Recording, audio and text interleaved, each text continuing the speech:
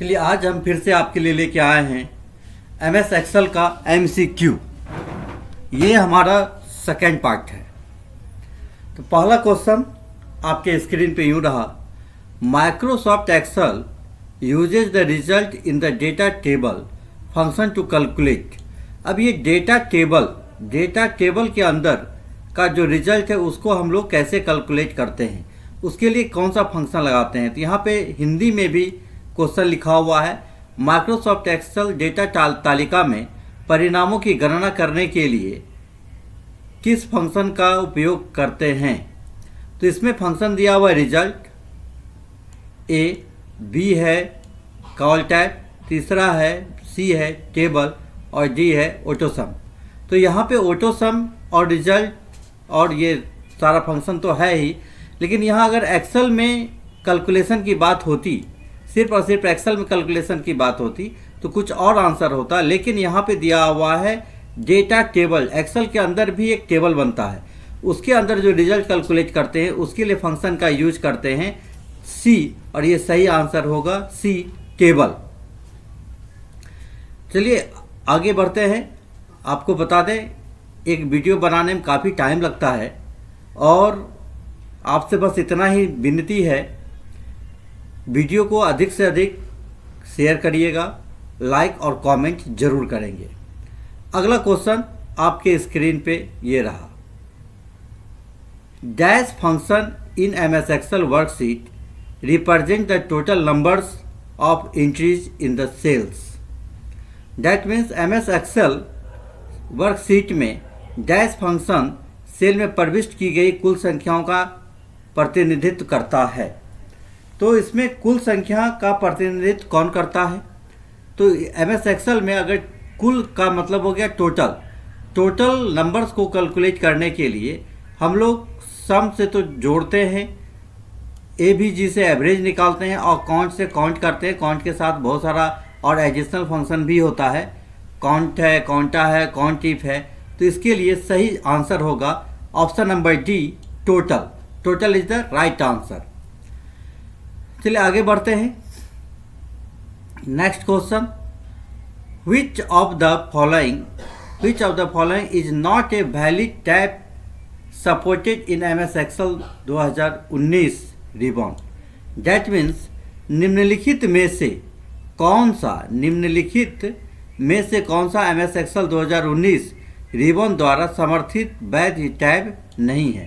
That means इसको सीधा आसान भाषा में अगर क्वेश्चन को समझा जाए तो MS एक्सेल 2019 में कौन सा रिबन नहीं होता है ना। तो देखिए चूँकि ये एग्ज़ाम बेस्ड क्वेश्चन है तो एग्ज़ाम बेस्ड क्वेश्चन को सिंपल सेंटेंस में नहीं दिया जा सकता है, तो थोड़ा सा तो घुमाना पड़ेगा। तो इसका सही आंसर होगा आपका ऑप्शन। आप जानते हैं कि एक्सेल 2019 में डेटा भी होता है, व्यू रिबॉन भी होता है, रिव्यू रिबॉन भी है, लेकिन ऑप्शन करके कोई रिबॉन नहीं होता है। तो इसका सही आंसर होगा option D। Next question on your screen, dash is not a function in Microsoft Excel spreadsheet. अब देखिए ये नेगेटिव क्वेश्चन है। नॉट ए फंक्शन मतलब नहीं, कौन सा माइक्रोसॉफ्ट एक्सेल स्प्रेडशीट में एक फंक्शन नहीं है। तो ये कौन सा फंक्शन नहीं है? हाइपरलिंक ये फंक्शन है कि नहीं, थोड़ा सोचिए। काउंट इफ, मीन और AVG। तो यहाँ पे हाइपरलिंक भी फंक्शन होता है, काउंट इफ भी होता है और मीन से मिनिमम वैल्यू को कैलकुलेट करते हैं। और ये D नंबर AVG कोई फंक्शन नहीं है। चलिए नेक्स्ट क्वेश्चन आपके स्क्रीन पे, in Microsoft Excel the option to import data from text या CSV file is grouped under the tab. That means Microsoft Excel में, क्वेश्चन को ठीक से समझना है और कोशिश करना है क्वेश्चन को फास्ट पढ़ें। जितना फास्ट आप क्वेश्चन पढ़ेंगे उतना टाइम आप सेविंग कर पाएंगे।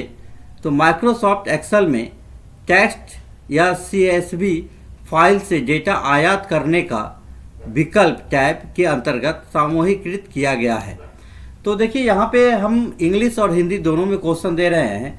अगर हिंदी में समझ में नहीं आए तो इंग्लिश का मदद लीजिए, और इंग्लिश में समझ नहीं आए तो हिंदी का मदद लीजिए, और किसी भी हालत में क्वेश्चन को पूरी तरीके से समझने के बाद ही आंसर करेंगे।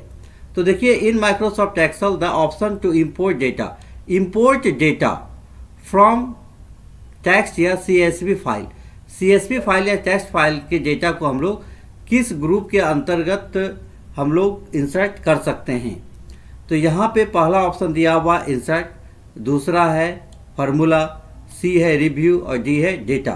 तो इसका जो सही आंसर होगा वो आंसर नंबर D होगा, डेटा में ही इंपोर्ट फंक्शन है। ये जो इंपोर्ट है ना, ये इंपोर्ट फंक्शन डेटा में ही है।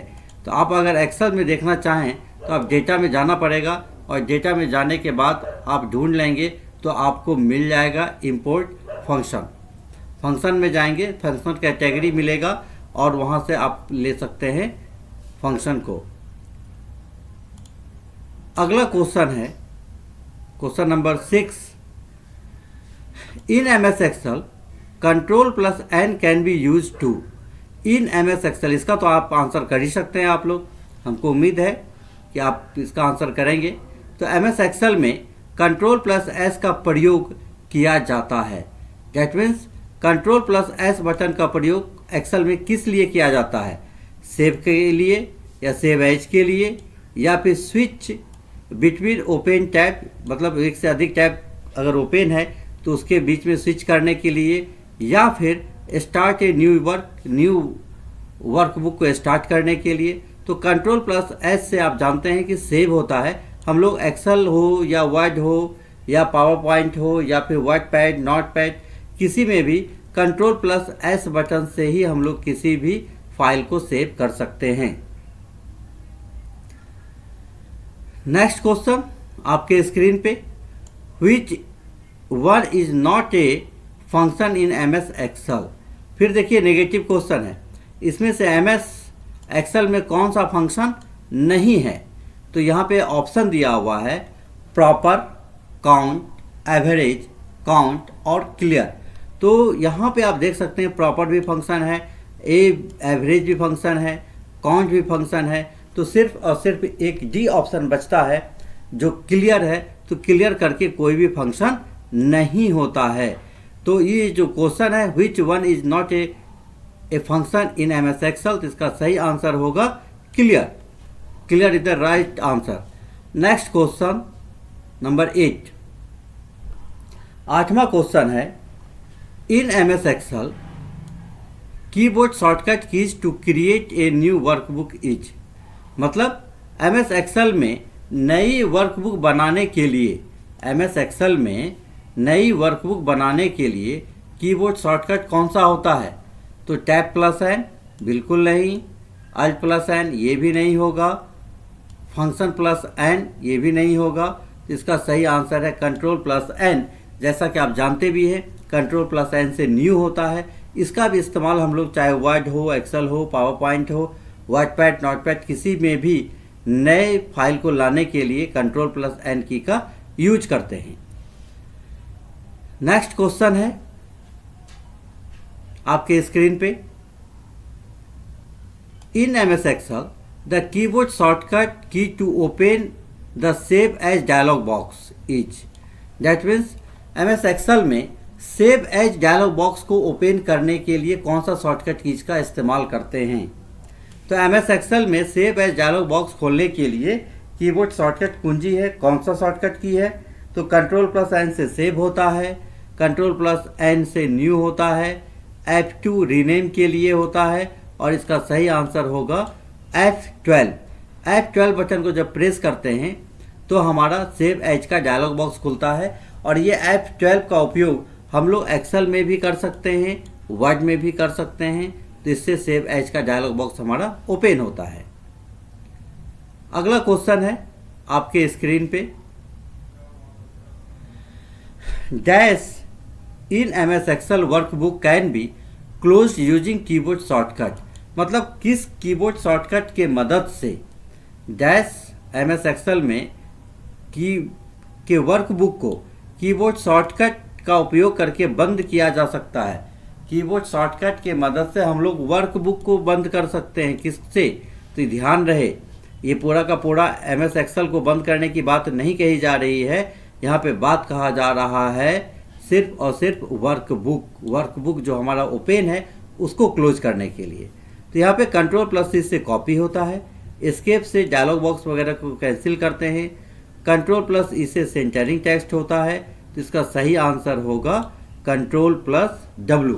Ctrl+W is the right answer to close the workbook in MS Excel.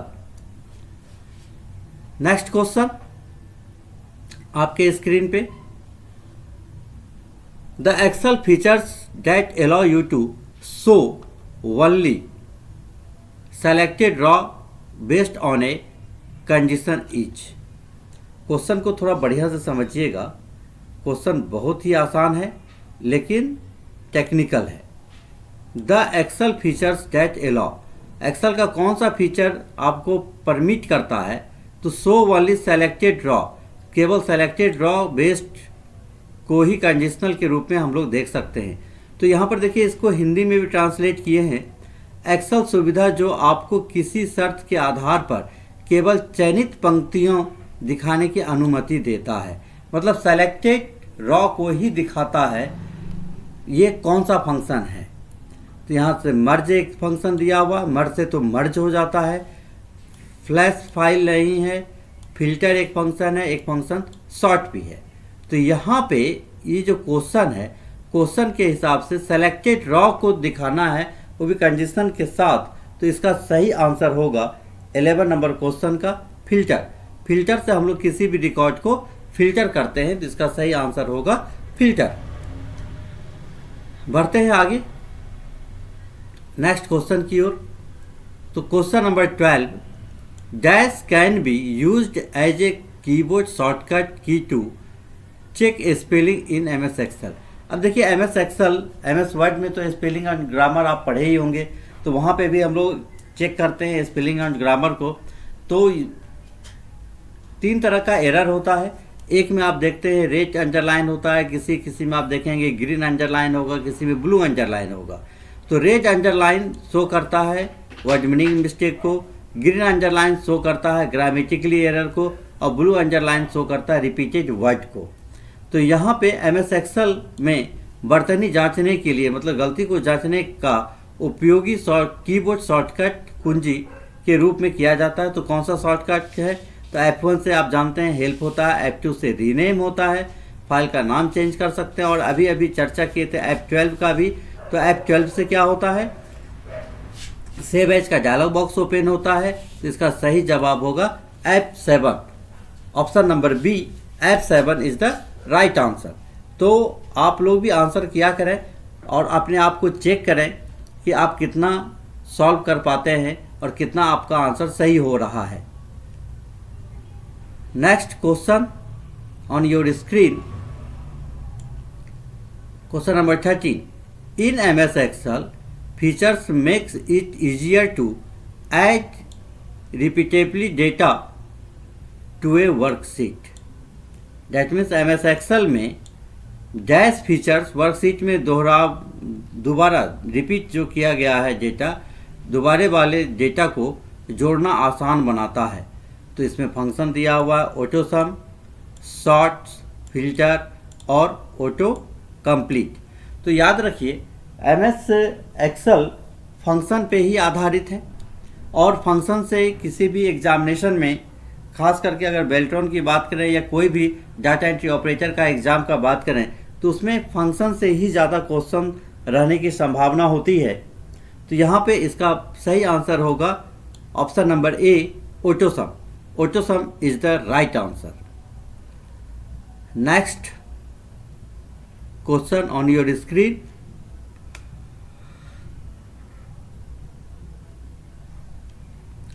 In MS Excel page border option is available under dash tab.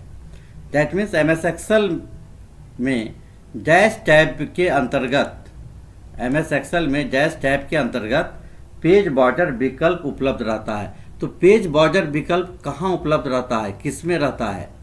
तो पेज बॉर्डर एक्सेल को आप खोल भी सकते हैं। तो यहाँ पे आप देख सकते हैं पेज बॉर्डर दिया हुआ है ना। ऑल बॉर्डर से, सॉरी ये तो बॉर्डर है, पेज बॉर्डर इसमें भी आता है। तो पेज बॉर्डर के लिए क्या करना पड़ेगा?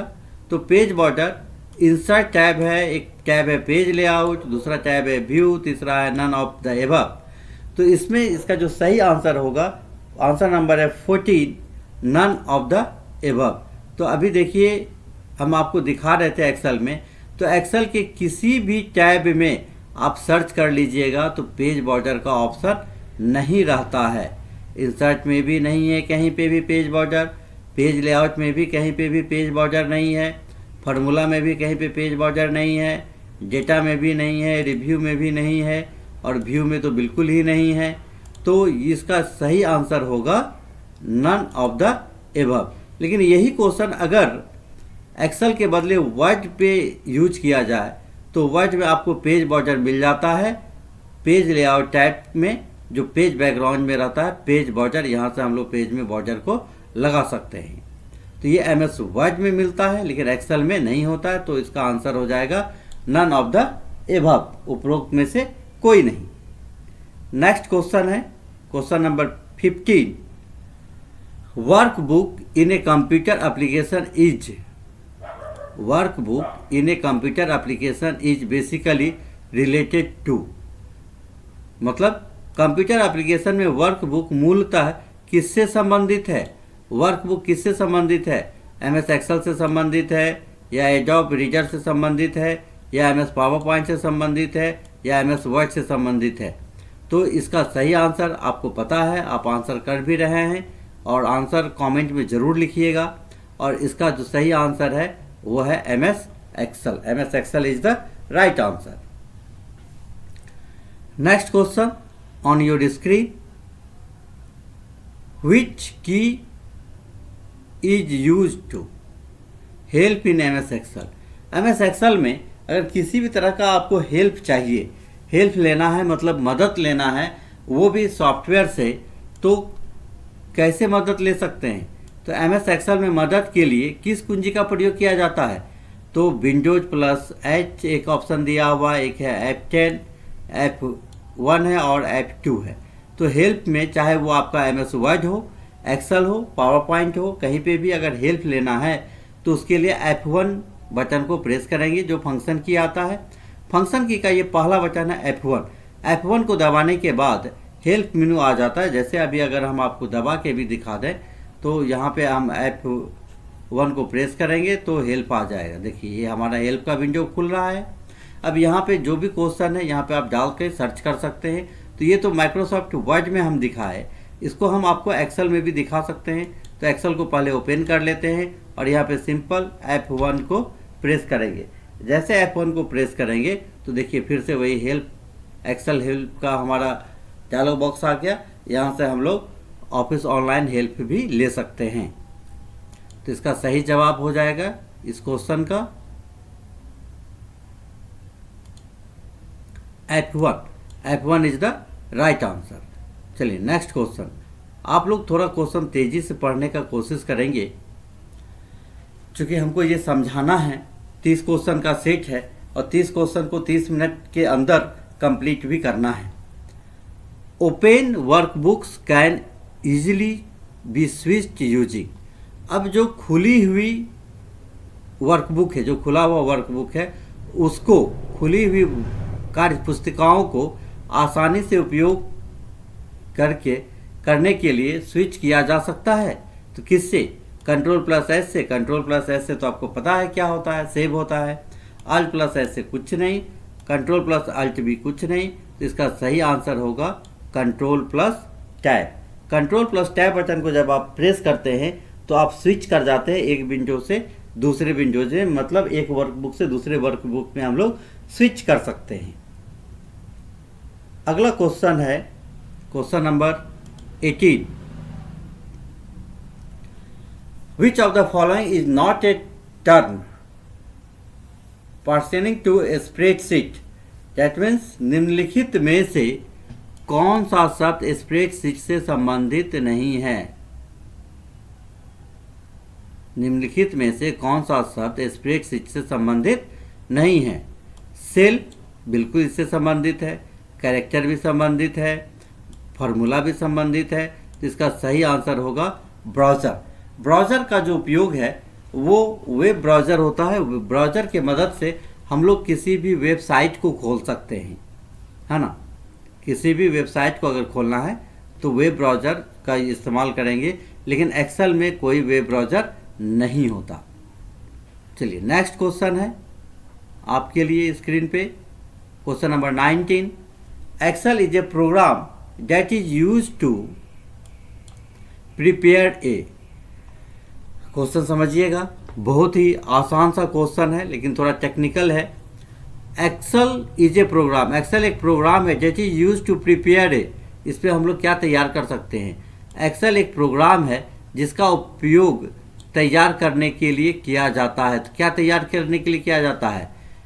स्लाइड प्रेजेंटेशन बिल्कुल नहीं, टेक्स्ट डॉक्यूमेंट ये भी नहीं, डेटाबेस ये भी नहीं। तो इसका सही आंसर होगा answer number B, spreadsheet.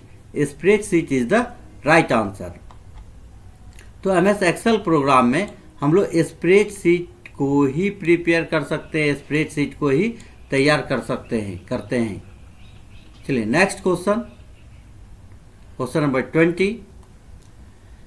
In Excel chart are created using this option, which option? मतलब एक्सेल में चार्ट किस विकल्प का उपयोग करके बनाए जाते हैं?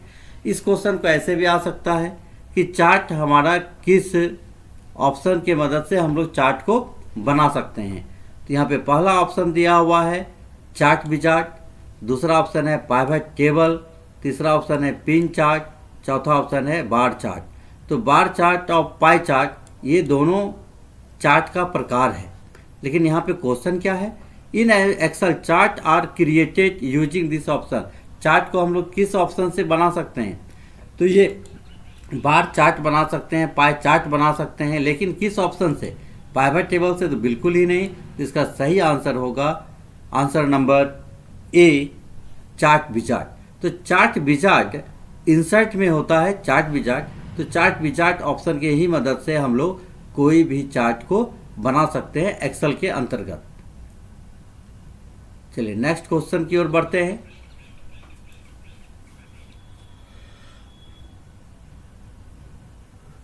फिर ये क्वेश्चन चार्ट से ही संबंधित है। When we can create a chart on a spreadsheet in the same workbook, it is called a. When we can create, जब हम लोग चार्ट को क्रिएट कर सकते हैं, जब हम एक ही कार्य पुस्तिका, एक ही वर्कबुक में एक अलग सीट पर एक चार्ट बना सकते हैं, तो उसे कहा जाता है।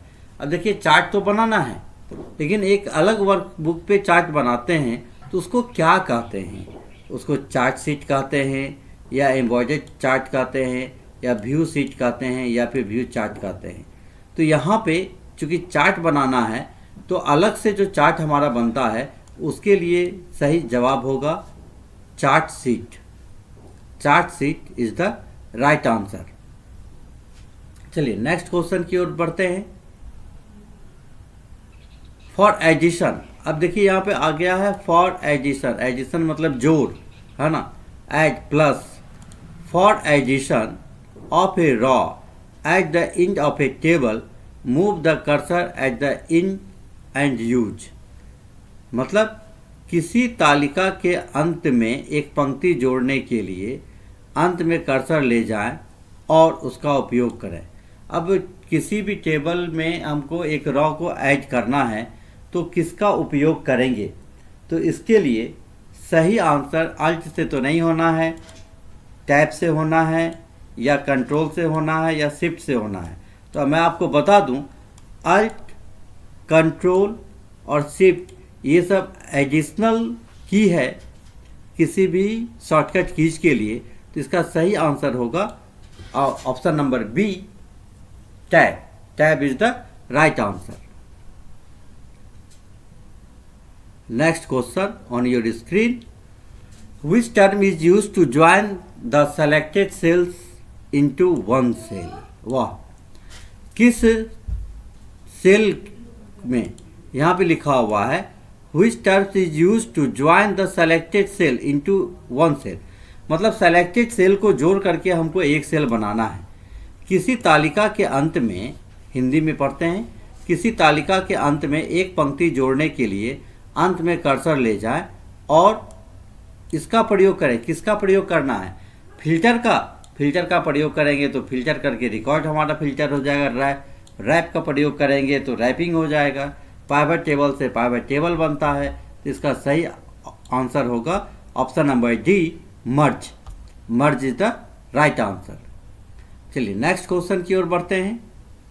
अब क्वेश्चन बहुत कम बचा हुआ है, ये क्वेश्चन नंबर 24 है, 6 क्वेश्चन और हैं, तो हम लोग बात करेंगे कॉलम, बार, पाई, लाइन, स्कैटर और टाइप्स ऑफ। देखिए अभी हम चर्चा किए थे चार्ट के प्रकार के बारे में और उससे भी जुड़ा हुआ क्वेश्चन आ गया। कॉलम, बार, पाई और लाइन और स्कैटर निम्न प्रकार के होते हैं। ये किसका प्रकार है? कॉलम, बार, पाई, लाइन और स्कैटर किसका प्रकार है? चार्ट का है या फॉन्ट का प्रकार है या शेप टूल्स का प्रकार है या ड्राइंग टूल का प्रकार है? तो इसका जो बार बताए भी थे हम, bar chart, pie chart, line chart, scatter chart, column chart, ये सब चार्ट का नाम है। तो इसका सही आंसर हो जाएगा ऑप्शन नंबर ए, चार्ट्स। चलिए नेक्स्ट क्वेश्चन है 25। Which of the following Excel chart represents only one value for each variable? देखिए बहुत ही इम्पोर्टेंट और बहुत ही मज़ेदार ये क्वेश्चन है और इसको ध्यान से पढ़ के इसका चाहें तो आप आंसर कर सकते हैं, है ना। निम्नलिखित में से कौन सा एक्सेल चार्ट प्रत्येक चर के लिए, मतलब प्रत्येक सेल के लिए केवल एक मान का प्रतिनिधित्व करता है? अगर एक चार्ट आपका बना हुआ है, उसमें से कौन सा ऐसा चार्ट है जो सिर्फ और सिर्फ एक ही की वैल्यू को दिखाता है? बार चार्ट सबका वैल्यू दिखाता है, लाइन चार्ट भी सबका वैल्यू दिखाता है, फंक्शन तो चार्ट का कैटेगरी है भी नहीं। तो सही आंसर इसका होगा ऑप्शन नंबर बी, 25 का option number B, pie. Pie is an example of chart, और ये पाई चार्ट ऐसा चार्ट बनता है जो सिर्फ और सिर्फ एक ही व्यक्ति के रिकॉर्ड को डिस्प्ले करता है। ये हमारा पाई चार्ट है ना। तो चलिए नेक्स्ट क्वेश्चन की ओर बढ़ते हैं। Which command is use to close, देखिए बहुत अच्छा क्वेश्चन है। Which command is use to close the window of Excel. अब इससे पहले भी एक क्वेश्चन आया था जो उसमें था कि कौन से कमांड से हम लोग, कौन से शॉर्टकट की से हम लोग वर्कबुक को क्लोज करते हैं। लेकिन यहाँ पे क्या है, एक्सेल के विंडो को बंद करने के लिए किस कमांड का प्रयोग किया जाता है। मतलब इस बार पूरा का पूरा एक्सेल को ही बंद कर देना है। तो हमको लगता है इसका आंसर तो आप लोग कर ही सकते हैं, आंसर आपको मिल भी गया होगा। तो फटाफट कमेंट में आंसर लिख दीजिए और इसका जो आंसर होगा ऑप्शन नंबर ए होगा Alt+F4। Alt+F4 से पूरा का पूरा वर्ड, एक्सेल जो भी आपका ओपन है उसको हम लोग बंद कर सकते हैं। और अगर कुछ भी ओपन नहीं है तो हम लोग सिस्टम को शट डाउन कर सकते हैं, है ना। Alt+F4। Ctrl+W से वर्कबुक को क्लोज करते हैं। Ctrl+R राइट अलाइनमेंट होता है और Ctrl+C से होता है कॉपी। तो ये जो क्वेश्चन है, which command is use to close the windows of Excel, Excel को पूरी तरीके से बंद करने के लिए Alt+F4 की का यूज करते हैं। चलिए नेक्स्ट क्वेश्चन की ओर बढ़ते हैं। क्वेश्चन नंबर 27 अब लास्ट हो रहा है। टू इंसर्ट सेल, रॉ और column the keyboard shortcut keys. मतलब सेलों, पंक्तियों, कॉलम और स्तंभों में सम्मिलित करने के लिए कीबोर्ड शॉर्टकट कुंजी है। अब देखिए यहाँ पे क्या है, टू इंसर्ट सेल, रॉ या कॉलम, मतलब किसी भी सीट पे हम लोग को इंसर्ट करना है। क्या इंसर्ट कर सकते हैं? सेल को, रॉ को या कॉलम को इंसर्ट करने के लिए शॉर्टकट कीज क्या होता है? तो इसका सही आंसर होगा option number B, control plus shift plus sign. That means इसको ऐसा भी कर सकते हैं, इसको क्या कर सकते हैं, कंट्रोल प्लस भी कर सकते हैं, सॉरी कंट्रोल प्लस शिफ्ट और plus. That means control button को प्रेस करना है, उसके बाद शिफ्ट को, उसके बाद फिर प्लस साइन को प्रेस कर देंगे।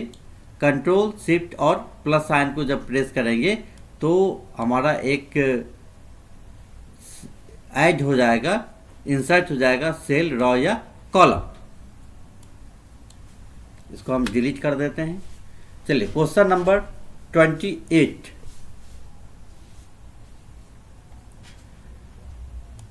Dash is the shortcut key to delete cell, raw और कॉलम। अब कौन से शॉर्टकट कीज से हम लोग सेलेक्टेड सेल, रॉ या कॉलम को डिलीट कर सकते हैं? तो यहाँ पे दिया हुआ डैश सेल्स या पंक्तियाँ या स्तंभ को हटाने की शॉर्टकट कुंजी है। मतलब कौन सा शॉर्टकट कीज है जिससे कि हम लोग सेलेक्टेड सेल को, रॉ को या कॉलम को डिलीट कर सकते हैं, मतलब हटा सकते हैं, मिटा सकते हैं। तो इसका सही आंसर होगा control plus minus sign. Control plus minus sign के मदद से हम लोग इसको डिलीट कर सकते हैं, चाहे वो एक से अधिक सेल हो या रॉ हो या कॉलम हो। जिसको भी हम लोग सेलेक्ट करके कंट्रोल प्लस माइनस का को प्रेस करेंगे तो हमारा डिलीट हो जाएगा। चलिए नेक्स्ट क्वेश्चन है, this is not a function category in MS Excel. अब देखिए फिर से नेगेटिव क्वेश्चन है। जब नेगेटिव क्वेश्चन मिले ना तो उसको दोबारा जरूर पढ़िए, है ना, नहीं तो क्वेश्चन रहेगा नेगेटिव और आप आंसर कर देंगे पॉजिटिव, बस हो जाएगा गड़बड़। तो यहाँ पे दिया हुआ है यह एक्सेल में फंक्शन श्रेणी नहीं है। तो निम्न में से कौन सा फंक्शन श्रेणी नहीं है? ये लॉजिकल एक तरह का फंक्शन है, टेक्स्ट, फिनेंशियल और डेटा सीरीज। तो यहाँ पे जो क्वेश्चन दिया हुआ है इसमें से कौन सा फंक्शन कैटेगरी नहीं है, पूछ रहा है, नहीं है। तो लॉजिकल भी फंक्शन कैटेगरी है, टेक्स्ट भी फंक्शन कैटेगरी है और फिनेंशियल भी फंक्शन कैटेगरी है। इसका सही आंसर होगा data series. Data series is the right answer. Data series कोई भी फंक्शन कैटेगरी नहीं है, ये हमारा डेटा सीरीज। चलिए नेक्स्ट क्वेश्चन में आते हैं और ये अंतिम क्वेश्चन है। अंतिम क्वेश्चन के साथ हम आपसे यही आग्रह करेंगे कि एक वीडियो बनाने में काफ़ी मेहनत करना पड़ता है और आपके लिए लेके आते हैं। तो एक वीडियो बनाने में 4 घंटे का टाइम ऑन एन एवरेज लग जाता है और आपसे बस इतना ही उम्मीद करेंगे कि वीडियो को स्किप करके ना देखें और इस वीडियो को अधिक से अधिक लोगों के बीच शेयर कीजिए ताकि और भी आपके दोस्तों को, मित्रों को फ़ायदा हो सके। कौन सी पट्टी चयनित सक्रिय सेल से प्रयुक्त सूत्र को दर्शाती है? तो यहाँ पर दिया हुआ question, which bar show the use formula to selected active cell. Selected active cell को कहाँ पे, किस बार में शो किया जाता है? ऑप्शन नंबर ए है फार्मूला बार, बी है रिबन की, सी है मीनू बार और डी है स्क्रॉल बार। तो स्क्रॉल बार से तो स्क्रॉल करते हैं, मीनू बार से मीनू आता है और रिबन तो पूरा का पूरा एक पट्टी का ही नाम है रिबन। और तो इसका सही आंसर हो जाएगा ए फार्मूला बार। तो जब भी हम लोग कोई भी फंक्शन लिखते हैं या कोई भी फार्मूला लिखते हैं तो वो फार्मूला बार में ही दिखता है। तो ये हमारा आज का ये पूरे के पूरे 30 क्वेश्चन का एक सेट हम आपके लिए लेके आए थे और अगले दिन मिलेंगे अगले क्वेश्चन के साथ। और ये अभी हमारा सेशन चलता रहेगा। अभी ये सिर्फ और सिर्फ एक्सेल का चलेगा। जिस तरह से हमने वर्ड के लिए बनाया था उसी तरह से एक्सेल का भी ये सेट हमारा चल रहा है। और जब एक्सेल का सेट कंप्लीट हो जाएगा तो एक मिसलेनियस सेट बनाएंगे जिसमें कि हम आपसे से सेट प्रैक्टिस करवाएंगे, है ना। तो आज के इस सेशन में इतना ही।